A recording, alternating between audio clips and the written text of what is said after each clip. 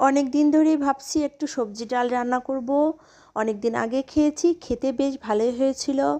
তো যেহেতু নিরামিষের দিন, সেহেতু ভাবছি মুগ ডাল দিয়ে আজকে একটু সবজি রান্না করব।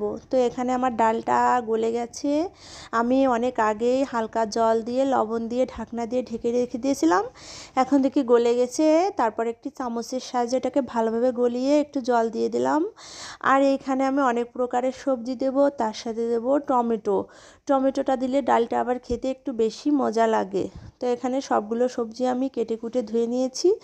এবার ডালটা যখন টকবগিয়ে ফুটেছে তখন আমি সবজিগুলো দিয়ে দিয়েছি। সবজিগুলো দিয়ে এবার একটু হলুদ দিয়ে দেব। এবার হলুদ দেওয়ার পরে ভালোভাবে ডালটাকে আমি ফুটিয়ে নেব। ডাল আবার যত বেশি জ্বালাবে ততই খেতে কিন্তু বেশি ভালো লাগবে। তো এখানে ডালটা আমার প্রায় হয়ে গেছে। এবার ফোড়ন দেব।